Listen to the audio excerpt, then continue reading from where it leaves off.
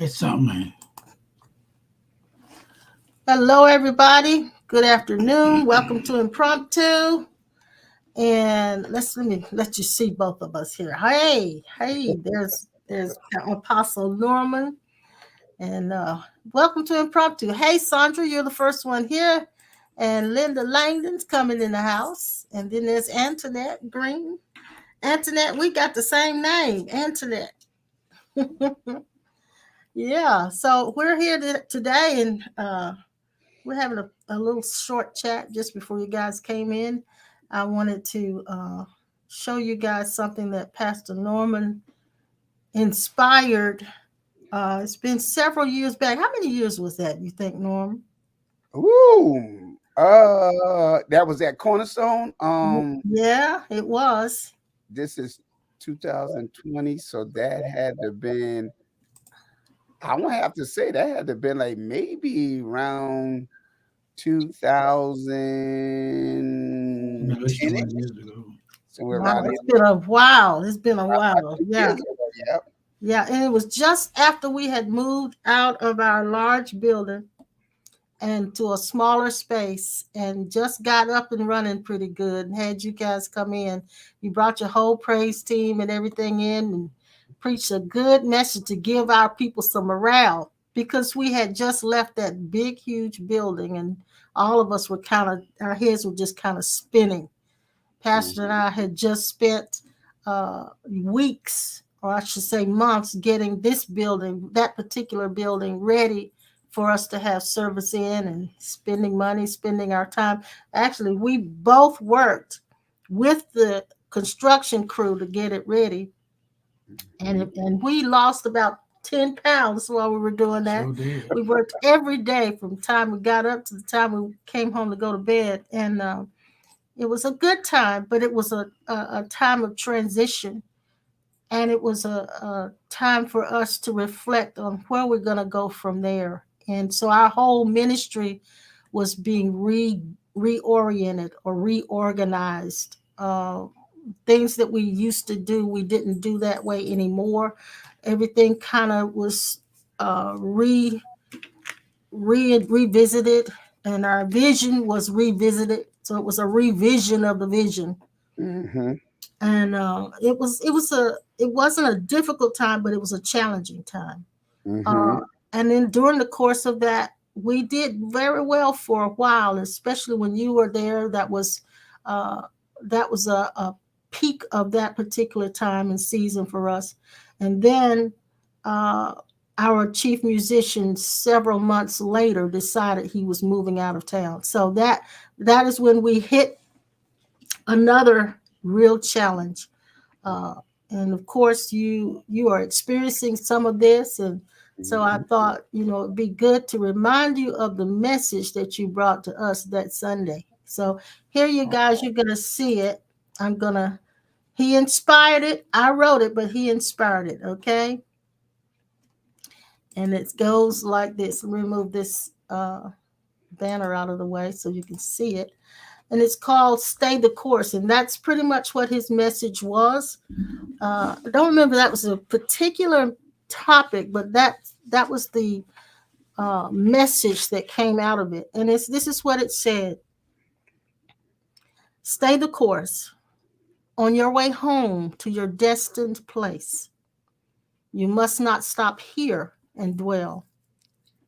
Got to free yourself from the past. Got to leave this self-made hell.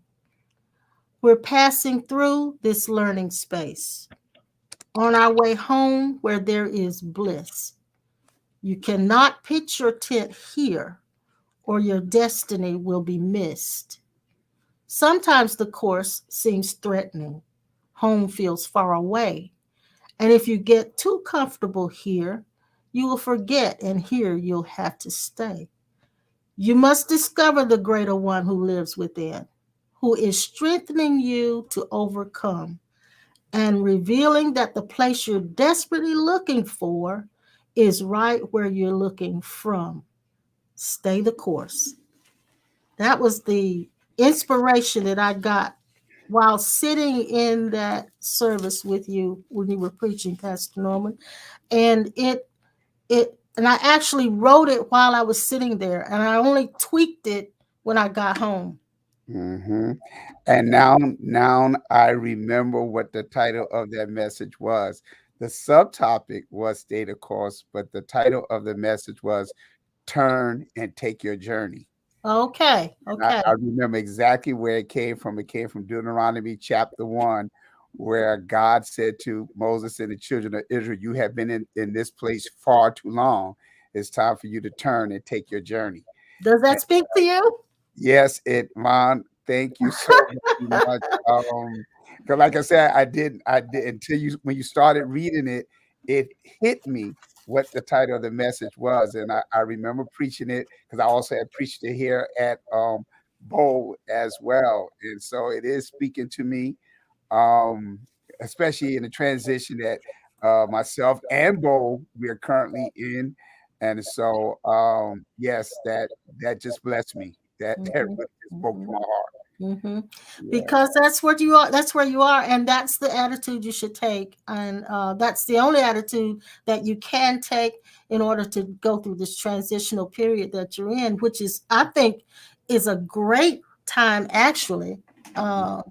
So it's like I said, a challenging time, but it's a great time because you're moving forward into that you've been longing for, that you've been waiting for.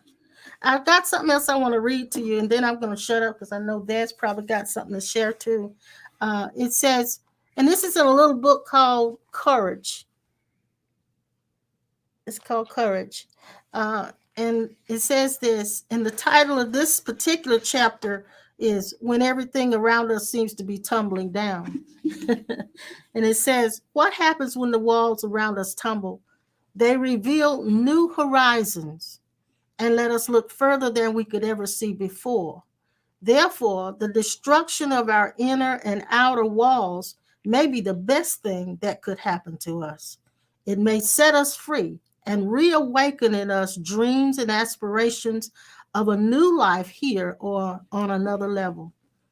Have we not been told that this life on earth is only temporary and we should not build our homes here?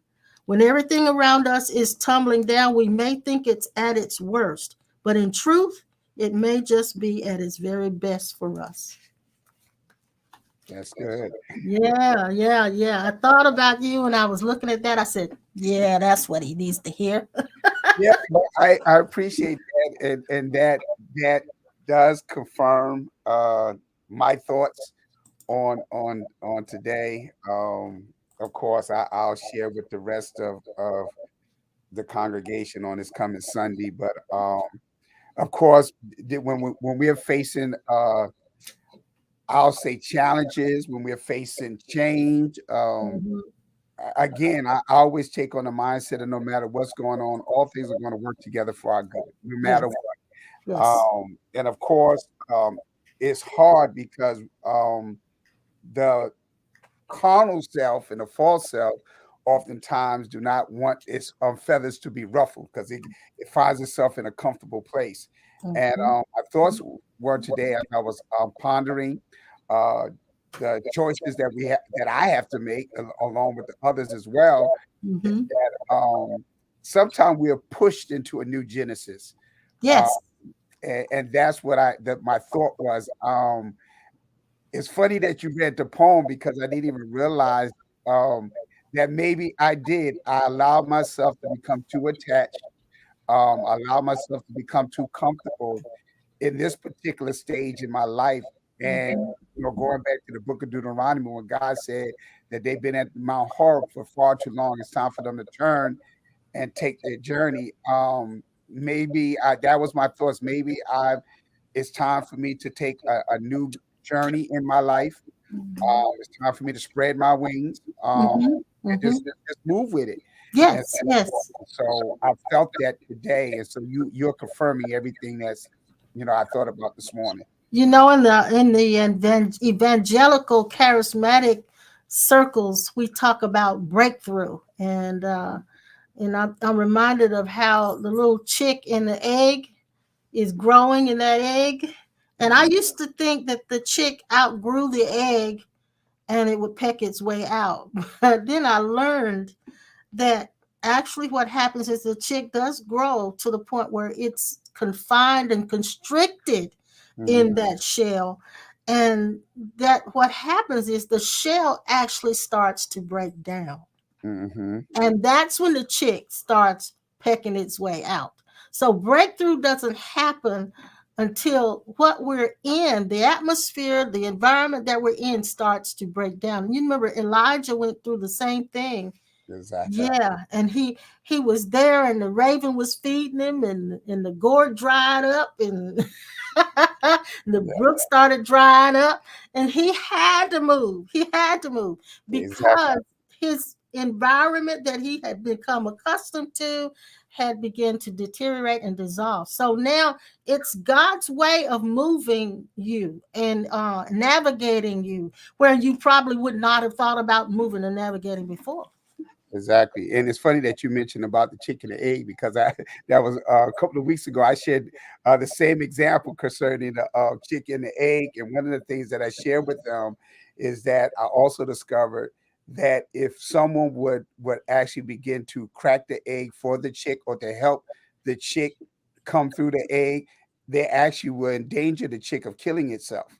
And so forth. So we're not supposed to help the chick in the egg break through. It has to break through on its own.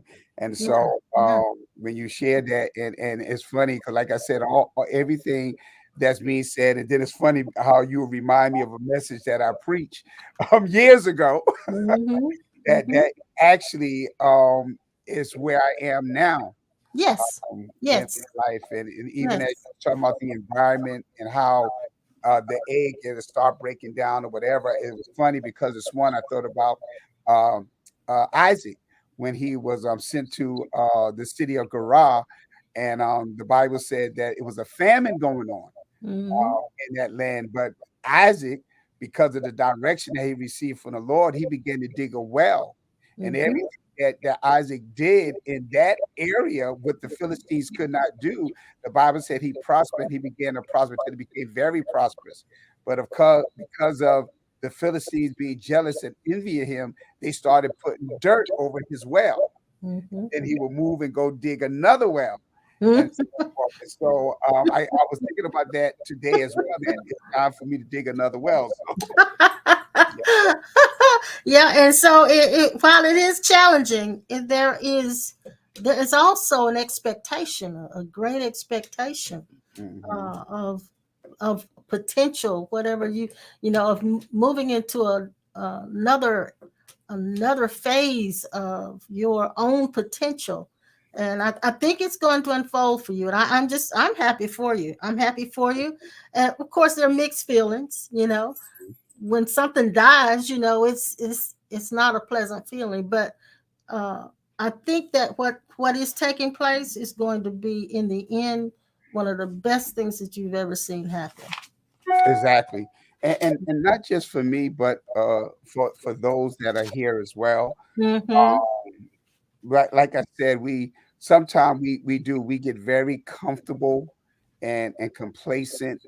And I think the number one challenge that I myself as a leader, and I think all leaders deal with that, when it seems like something is coming to an end, we can perceive it in the wrong mindset, where of course you'll begin to feel like you failed. You see what I'm saying? Yes.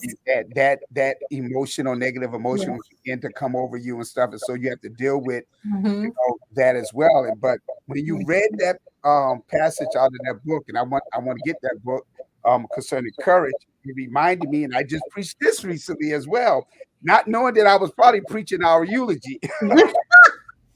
And so in Hebrews chapter 10, I want to begin at verse 32. It said, "But remember the early days when, after being spiritually enlightened, you patiently endured a great conflict of sufferings, sometimes by being made a spectacle, publicly exposed to insults and distress, and sometimes by becoming companion with those who were so treated."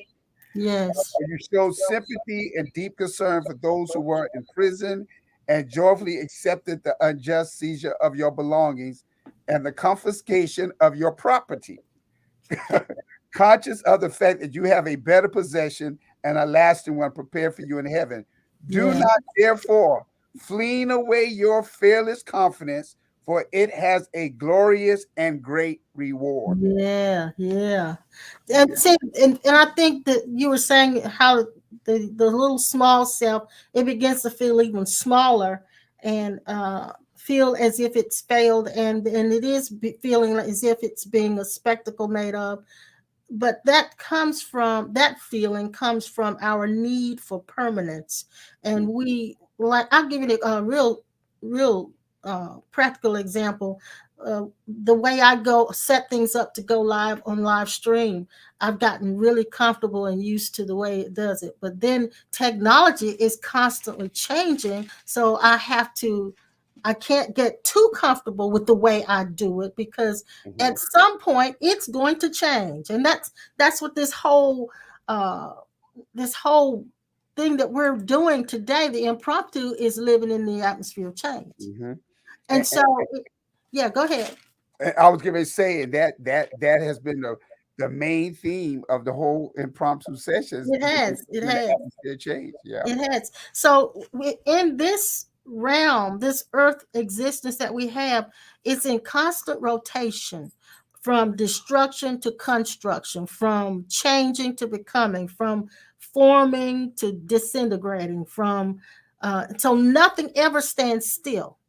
Mhm. Nothing ever stands still in this dimension. And Exactly. I don't think anything in any dimension it ever stands still. Growth and evolution cannot take place in a static environment. So the, getting used to uncertainty, getting used to the fluid flow, of fluidness, of fluidity of flow, I think is the hardest thing for the little conditioned mind. Hmm. Yep. And Yeah. and and I know for a fact, because as I'm reading Linda's statement that she made concerning her life, it's Mm-hmm. like a story that comes in chapters. I feel a new chapter coming. Mm-hmm. Um, I do sense that as well. And I've always said that we are like a book. We have Mm-hmm. chapters in our lives. One ends and one begins. But I think with the carnal stuff again, that false identity, we're trying to hold on to another chapter and begin another chapter at the same time. Yeah. Yeah. Yeah. Do that. You have Yes. to let go. And so Yes. that has been, I know, a challenge of mine, because when you have had great seasons and you have dealt with just a great and exciting time and stuff, Mhm. oftentimes we don't realize, and it's a subconscious thing. We oftentimes want to build a memorial there. You see what I'm Yes. saying? Yes. We want to constantly celebrate those times, and then we think when we enter to another season, it's going to be the same exact thing Mm-hmm. as the day before, but not so. Yeah. And so, transition, as we transition from different chapters and seasons in our life, it becomes a very difficult or challenging time, because Mm-hmm. we find it hard to make that adjustment. And in Yeah. order to adjust, we got to let go and embrace Exactly. And moment. I heard an old sage say this: we can be attached, but only with open hands. It can't Exactly. be with clutched fists. And that's a learning process. I don't think that we are naturally built that way. When we attach we clutch to it and cleave to it. Especially as you said, when we've enjoyed certain parts of it. And so thinking in the realm of, I want to say, from God's vantage point, there is no such thing as failure. Exactly. From God's vantage point, there is no such thing as death. From God's vantage point, there is no such thing as loss. There is simply the continuation of movement and Hmm. the forward progression. That's all there is. And there is the constant expansion. Hmm. And what we call death is just the constant expansion, moving away from the past into that you are. So it's a learning thing. It's a learning thing. But I think in all of that being said, we have mastered the conditioned mind, because we wouldn't be talking like this if we hadn't. Mm. Nope, we certainly wouldn't. We'd be like, oh, let's pray about this situation. We're gonna believe Exactly. God, and it's funny that you mentioned about when something dies, because most of the message in, I'll say, in Christian circles has always been the topic of resurrection. Mhm. And so how can we share that idea of resurrection if we don't never want to understand that death has to happen first before the resurrection? So how can we teach and preach from a place of confidence without experiencing some form of death? It don't have to be a physical death, but like we're talking about a certain season. Hey, Yes. this is the ending of a chapter. So this is over. This is Yes. over. And now it's time for us to come forth again. A new life is about to begin. And it's crazy. I've been preaching this thing about experiencing a new Genesis, not knowing that I was actually preaching to myself as well. Yes, you were. Yes, you were. You were preparing yourself for this. Yeah, Exactly. did not even know it. Yeah, that's Hey, the that's truth. the trick of being prophetic. Yes, it is. Well, and that's the trick of knowing who you are as well. You are light years ahead of your mind. Exactly. The mind is just catching up. It's catching up. Did you have something you want to share, babe? No, not really. Not really. You're just chiming in. I mean, you're just listening. There is a place where you will come to where you never left, and you use words to describe something that the ego wants to try to put a definition to. Mm-hmm. You'll get so familiar with the way the ego set this thing up with your power, permission, that is. You'll learn that you'll eventually find out that whenever God talks about the Holy Spirit, he's talking about us. Whenever God talks about anything pertaining to him, he's talking to us. It took me a while to understand. I thought God talked to God like he was not yet joined or one with him. Then I looked again and I found out, I said, why do he keep saying that to it over and over again? He said, because that's the echo of his self talking to itself. The mind of God to the mind of God. When you get over into the military strategy of what is called evasive maneuvers. Don't get me excited, because I'm an infantry soldier, right? I said, what is evasive Maneuvers. maneuvers mean? It means you go back to the original essence or to the way it was really done, and you look at it from the standpoint of no longer an unevasive, then you learn and you find out that there is a different way to look at things than what you started out. So you evade that you had in mind and maneuver yourself through this. Now watch this. Your maneuvering is very, very secret. You have to be on the sonar movement, because the ego has give off the idea that it has captured every move that the eternal essence will make. And what it'll do, it'll try to pretend like it knew it. I can take this. I done been through this. It ain't doing it, but narcissistically talking to itself. Mhm. But being the terminology evasive maneuver, listen to this. He'll use it. We'll use that word, but we won't use it. We'll hear that word, but we won't use it. And the reason why we won't use it is because we know in the knowing of our true identity that we can take no chances on doing anything that we said.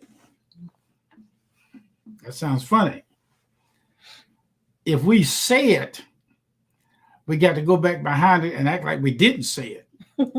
So that look like the ego couldn't catch it. Or it's just listen to us talk now. Yeah.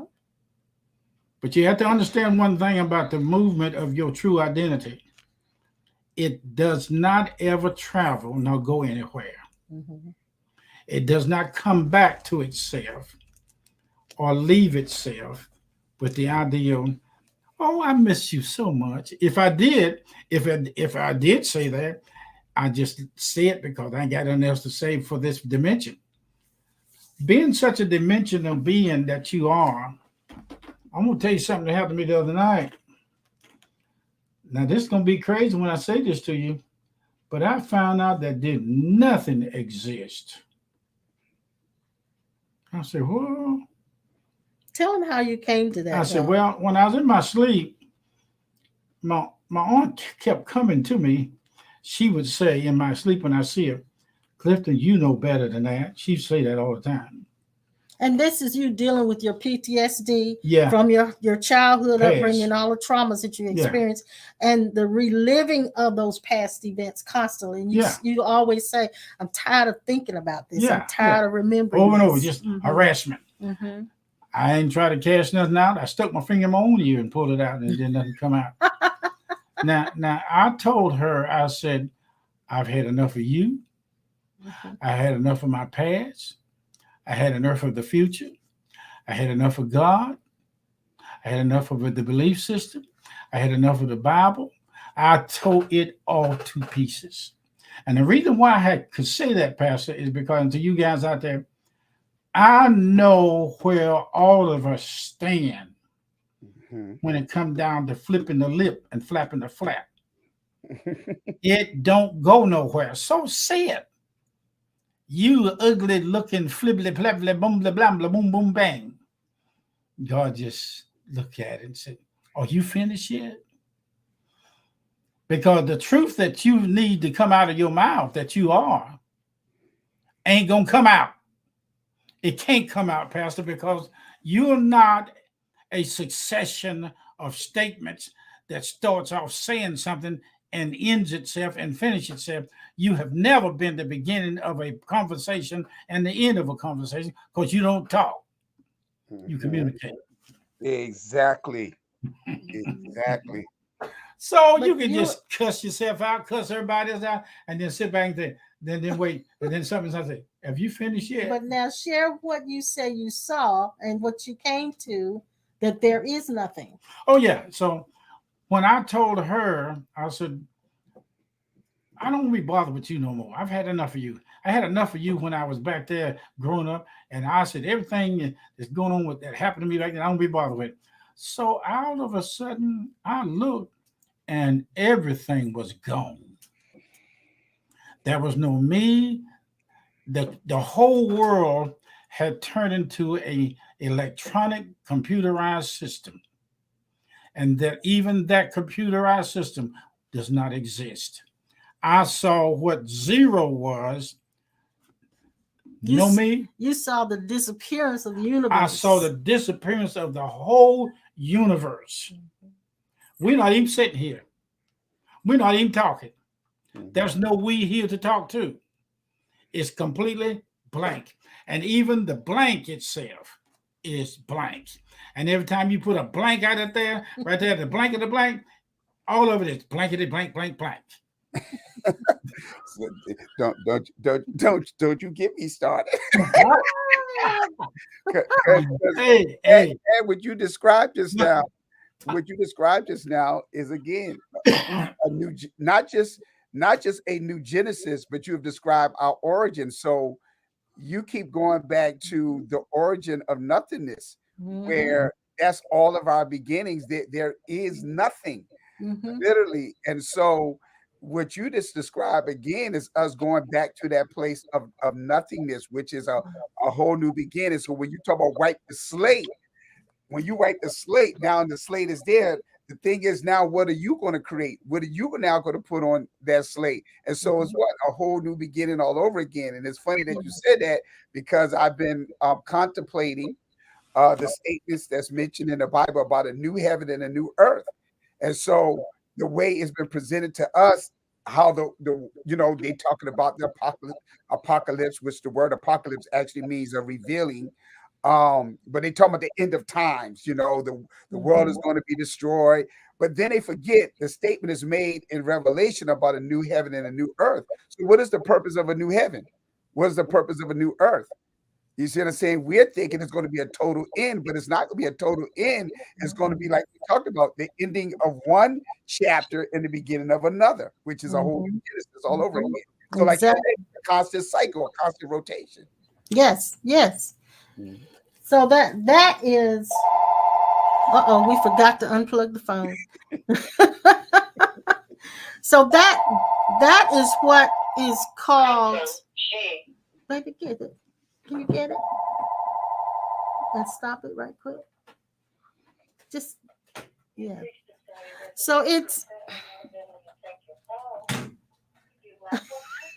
pardon us. That's okay. That happened. Got it. Oh my God. At this time. Huh. Yeah, you got it. Yeah. There you go. Okay. So that says if we're being taken, and I remember the scripture also that says that we were buried with him in baptism and baptized into his death. We were baptized into him, who is Jesus, and then into his death. And then it says we share in the resurrection. So what resurrects is not that dies. That's it. In what I saw. Watch out, here it comes. All right. No resurrection, no death, no dying, no salvation, no thing, right? No faith, no hope, no books, no us, no breath, no life, everything wiped out. Now, in order for whatever it is that has to be revealed in its fullness, everything has to come to zero. That's frightening for the ego. You know why? Because the ego has established a history, a past. It's built a construct and a future. It's built a construct called my life. Yeah, it's so awestruck with its narcissistic self that it thinks that if I lose all of this, I'm gonna miss God. I'm gonna be out of God's will, and I can't say these things because if I do, I'm blaspheming. It's almost like the ego came up with this idea: you can say things about God, and He'll never take you back. The prodigal son father said this: you have never left me. You've always been with me. You have always been my son, and I have always been your father. So you can't get away from me. I got the contract locked in. Yes. And we set this up before coming here, knowing that we were going to have to come to zero. And that's why that's the matrix. And that's why I always say that the first step to enlightenment is courage. It has to be. And it's not for the faint of heart. It is not for the faint of heart, because once you embark on this journey, the dissolving of the ego is inevitable. And but what comes out of that dissolution is that was there all the time, which has never been a me separate and apart from God. Never been an other than God. There's never been an other. If there was a me, then there's something that has to die. If something has to die, that means there's something that exists to die of or die from. Well, let me say this, because oneness means not two. That's right. not two. So true enlightenment, true evolution is when there is not two. Exactly. There's not a me that God responds to.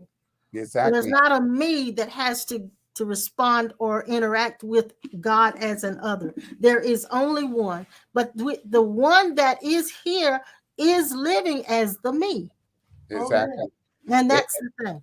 And that's what the Pharisees couldn't understand what Jesus was saying. I mean, again, going back to St. John chapter 10, verse 30, when he made the statement, I and the Father are one.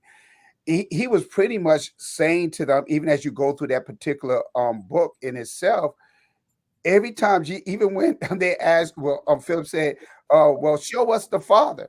And he said, have I not been so long with you that you don't realize you have seen the Father? In essence, Jesus was saying, there is no me. All the while, you guys don't understand the person that y'all see has taken on another form to introduce himself to you guys.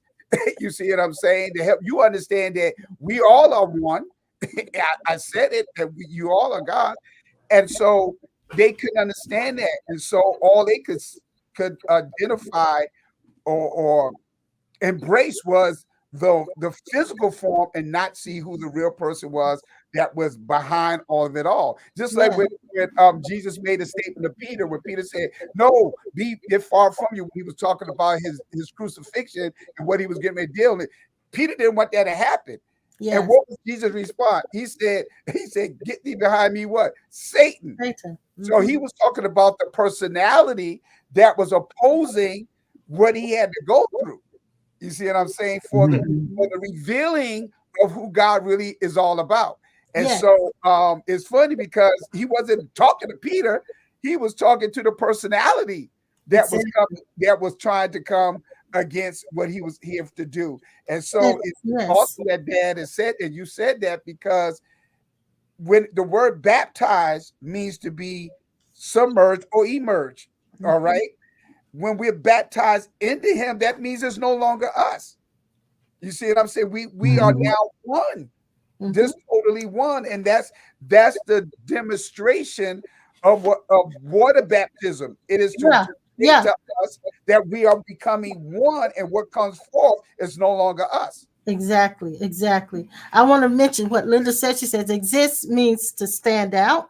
Nothing stands out from God. God is the isness of is. And then Buzz says this, it's painful to let go of ego, but it's also painful to hang on to it. And I agree, but I agree in only one sense, Buzz. I think the pain comes from trying to hold on to what you've already experienced. That's where our pain comes from, or from trying to have a different experience.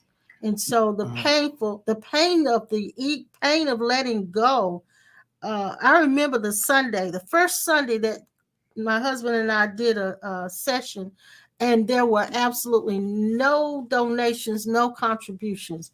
And I remember that at that point, and if you go back and watch it, it's comical. That session is just comical because we actually let go. It was like, I don't care what happens anymore. That was the actual letting go. I don't care what happens anymore. And I meant that. And there was so much joy and freedom from not caring what happened anymore. And I came to that when my little pea brain realized there was nothing I could do. Exactly. You cannot let go of letting go. You cannot remove something from the painful experience of the ego because it does not exist. But it is a private insight, like Peter had discernment before the book of Acts, the first chapter. Peter said, thou art the Christ, the Son of the living God. Now, somewhere down the line in this adventure that I had of zero and life becoming nothing, I finally heard the voice. I want to say the voice of me, the voice of my true self. I'm going to leave that true self in me out. I finally heard that there was no me, but it Mhm. said it like the me was God and didn't want to say it anymore because it's been overly used. Mm-hmm. I saw that. I saw that. Now, son, let me tell you something. What you're dealing with is not dealing with. It's not being dealt with by Norman Armstrong. This situation is something that's going on about you transferring or moving and all that kind of stuff. You will find out that life is natural and normal for what you're doing. Mhm. And we can talk to you till your hair grow back up on your head. I don't want that to happen. Hey, and it will not satisfy the It claim won't. Mm-mm. because the policy that you signed with your presence, your presence signed the documents and said, no longer will there be anybody to claim pain, suffering, and departure, losing, going and finding and seeking, and God did, and God said, and we are here, and I don't know which way to go. I need directions. None of that exists. I'm Mm-hmm. sorry to have to say this to you. You can let that bell ring all day long, but there's nobody there to hear it. You remember? Do you And remember? you ain't got to tell me. Sorry, tell me. I know, Dad. I know where I am and what's going on. I mean, like I said, for Mom to read the poem Mhm. and I'd be reminded of the scripture. Then my thoughts this morning. Um, this is like I said. I've come to the place to understand that oftentimes we get too complacent to the point that we want to hold on to what Yes. what was once great. I'll say Mhm. that what was once great, but we oftentimes build a memorial there to the point that we don't want to leave that. Yeah. And so I often tell the people all the time in the words of Isaiah, remember not the former things, nor the things of old, for behold, he's about to do a new thing. But see, oftentimes when we say that and we make reference to that scripture, we always talk about remember not the bad days. That's not what it said. No. It said, remember not the former things. Former. It didn't say bad or good. You Yes. see what I'm saying? Well, yeah, and you're right because sometimes you remember the old sitcom where the lady sung "Those Were the Days." You remember that? What was um that called? oh But oh she was recalling the good times, but the yes. recalling the good times compared to the present made them have pain. She was the wife of Archie Bunker. Yes, Archie Bunker was on there. That's right. Yep, that's it. It was entitled Archie Bunker. Yeah, and so Um, um, it was holding so on.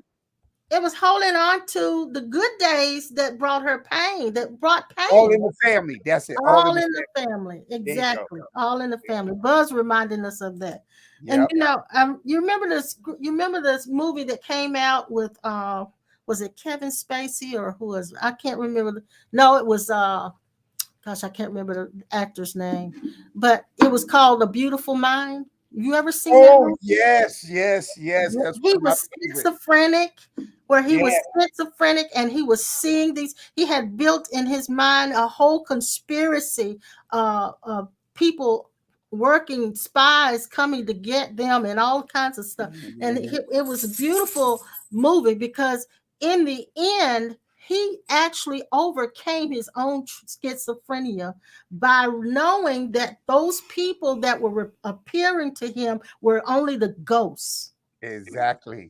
only ghosts, and he realized they weren't real. But Exactly. before that, before he mastered that, he thought those people were real. And Hmm. so there are a lot of things that we look at that we think are real, but if you when you come to a place where you realize they're nothing but ghosts haunting you from the past, haunting you from the former, then that's when you transcend them. That's when you overcome them. God is the last breath. When you want to find God, give in this dimension time enough for that last breath to show up. I'm scared to say this. Well, when you said it, I just heard, take your last breath. I'm shaky with this last I like because that. I like that. in the process Take of your it, last there's breath. something. Ooh, you didn't mean that, did you? Ooh, I just heard that inside. Take your last breath. That's good. The creeping door. Ooh. So That's the way it feels when you take your last breath. hey, there's a song out by what this lady and the guy say. Let you save your next breath for another Save day. your tears for another day. Save your tears for another day. Yeah, the weekend. The He weekend. sings that. Listen, you've never left God. You can't. There's something that tries, because I believe I can handle this thing better than God.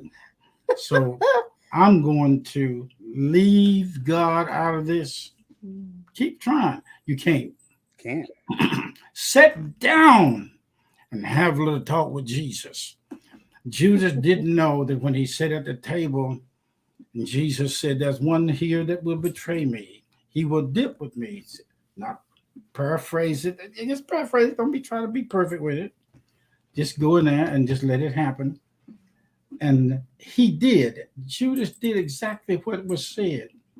But Jesus never did disown him.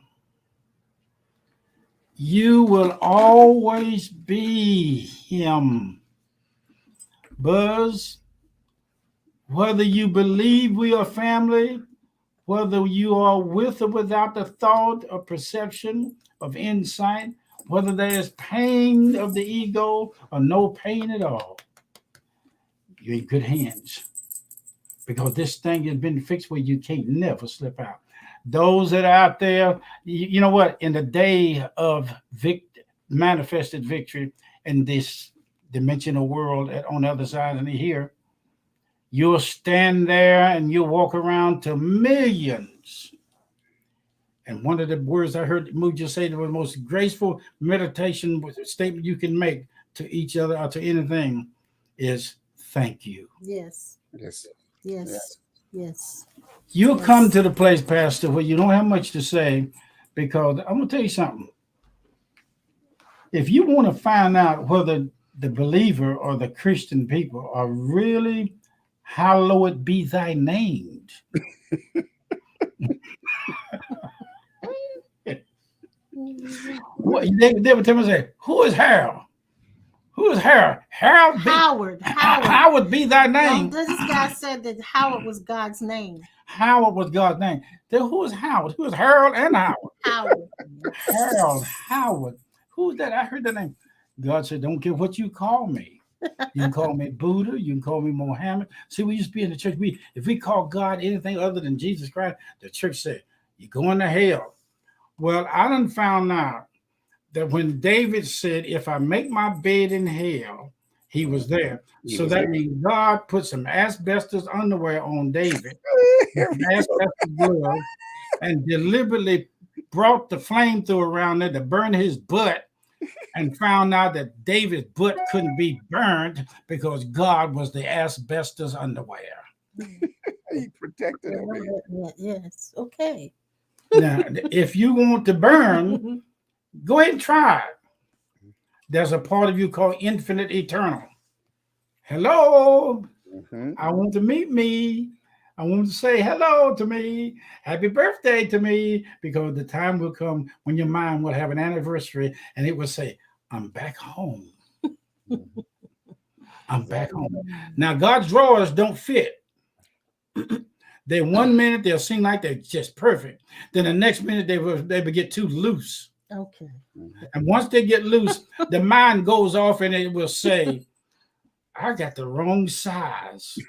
God said one size fit all, y'all. I knew he was going to say that.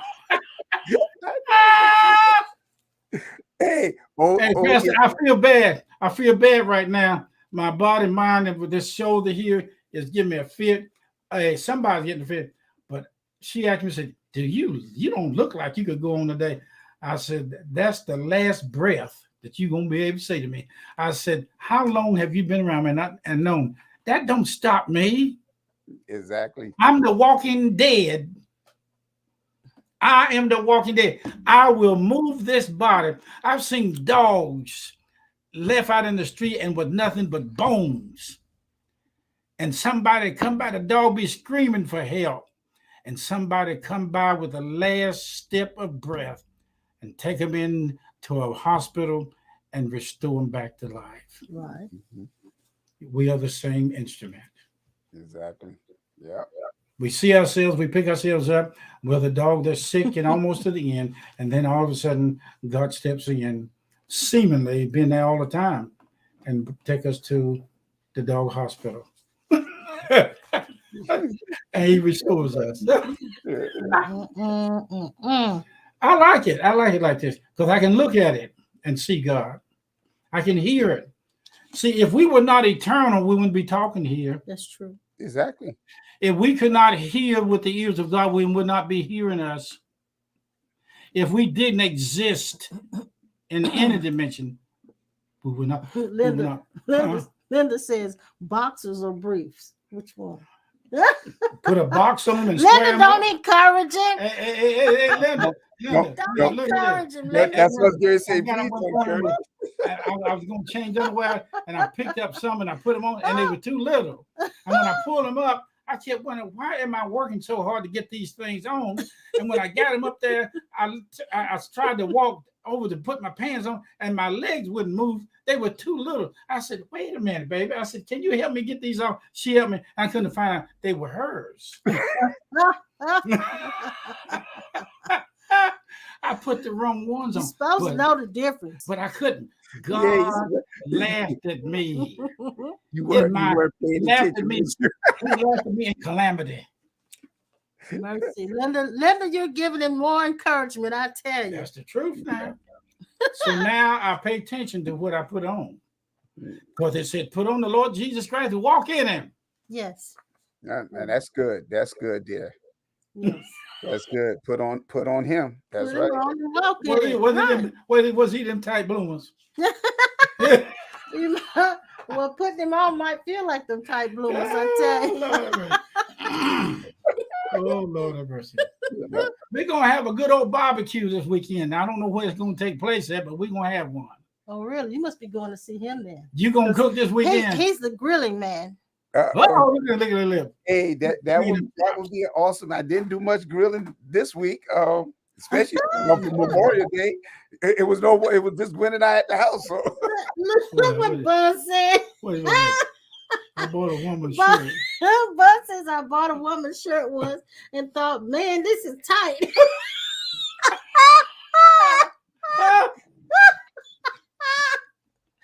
Bud. Hey, Bud. What size don't fit all? Lord and Hardy went and joined the Foreign Legion, and they had to go do target practice, Pastor. And they aimed and to hit the bullseye, and the camel went down to his feet. He had his shoes on the wrong feet, and they were pointing in the wrong direction. I said, he can't hit nothing like that. Maybe, look, my husband, he's a trip, a vacation, a whole vacation. But anyway, he likes red. Norman, you know this. His favorite color is red. Mm-hmm. And he was ordering some red tennis shoes. And I looked, he sent them back because he returned them. And I looked at them. They were women's shoes. I didn't know that. Yeah, they were women's shoes. Or were they? They said, they were women's shoes. It said male and female. No, that were women's shoes.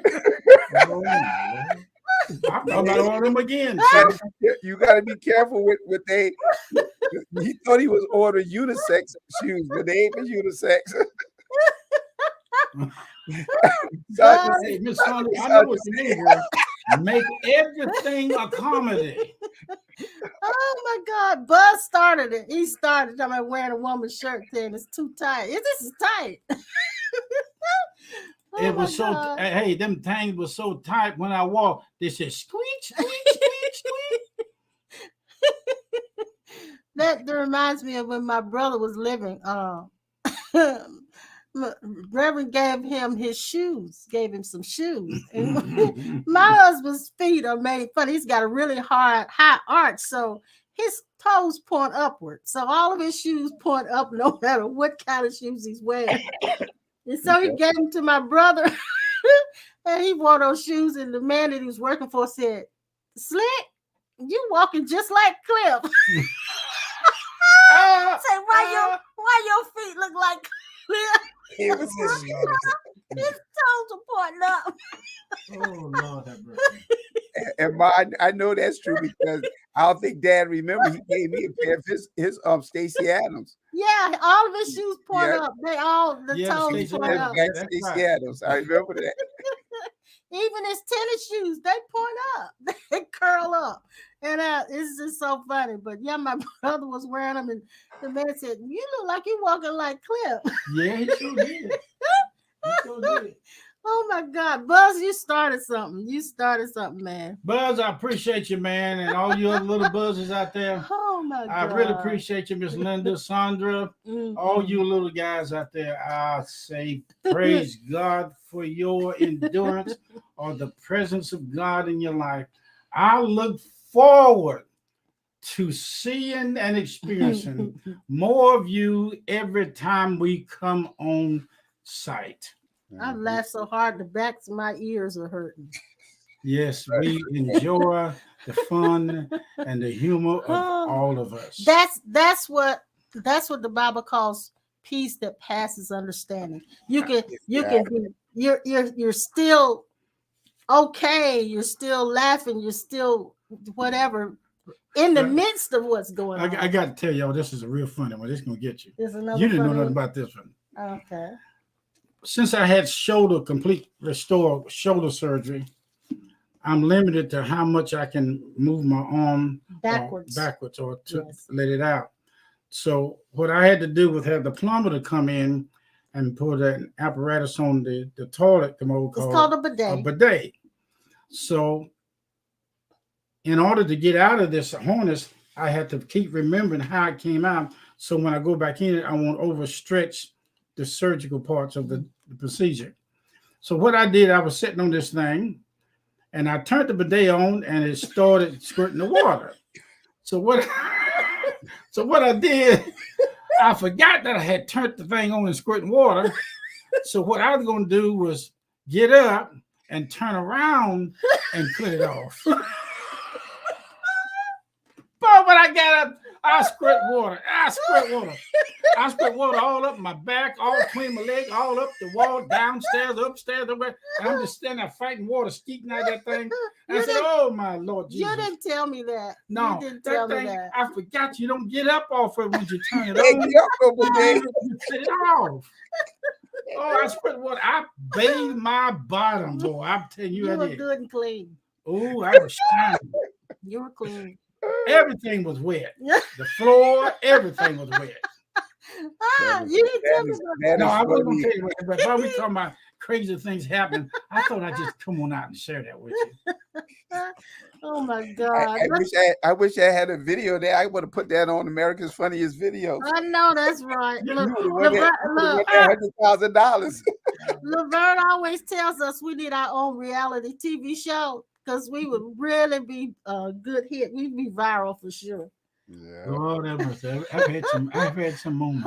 Oh my Lord. Well, anyhow, you guys, we're an hour in now, and we've enjoyed ourselves talking to you today. And we want you to have a wonderful rest of the week until we see you again on Sunday. I'll be back. We'll be back at 10 for Cornerstone, and Pastor Norman will be back 11. at 11. And we thank you for tuning in to us. It's been fun today. It's been fun. Thank you so much For the fun. Laugh. Hey, I did because I was hearing this the whole time. Laugh out loud. Yeah. If we all could just get together and laugh and stop being so dignified and religious. I mean, can you imagine? There you go. Happy hour. There you go. Hey, Ollie. I hope Yo-Yo's doing how- good. Yeah. How the atmosphere would be and how people would get along if we would just learn how to laugh. Exactly. And you know, when you're really experiencing who you are and you're actually locked into it, you have more fun in your life. You really do. You really do. I'm glad you're on here, Ollie. We love you. Tell Yo-Yo we're praying with her. We And- got everything tied down on both sides of the road, holding it in the middle, and it's working too. Linda, she says, thank you for the needed message today. And the laughs, she said, I'm sending you a gift soon. Sorry it's been so long. Oh, honey bun, we just thank you so much. Thank you for thinking about us. Thank you. Yes. And she says she's been preoccupied with her dog situation. I totally understand, sweetheart. I love your dog. Yeah. I got one here. We're feeling That's that like with you. yours. We're feeling that with you. We know that you're going to be fine and take the time with your puppy dog. Oliver says he's still in Charlotte. Yeah. Well, Oliver, we love you. We love you. Antoinette, they also call my wife Toni. Yeah, she also said that's Sister Toni down here. We call her Toni. Oh, really? Yeah, she's Okay. on our prayer line. I'd like to be able to physically stand in her presence and say, "Hello, Antoinette. This is Antoinette. Antoinette, you told you the same hard. Listen, Antoinette, he never calls me by my name. It's always Puddin' or baby. That's all we've ever said to one another. Or when he's mad at me, it's lady. Lady, please. Yeah, lady, please. I told her, I say, would you please go out there and play in traffic? Look, if I paid attention to everything he said, we would not be together. That's oh, yeah, yes, we would. I would. She ain't gonna get rid of me.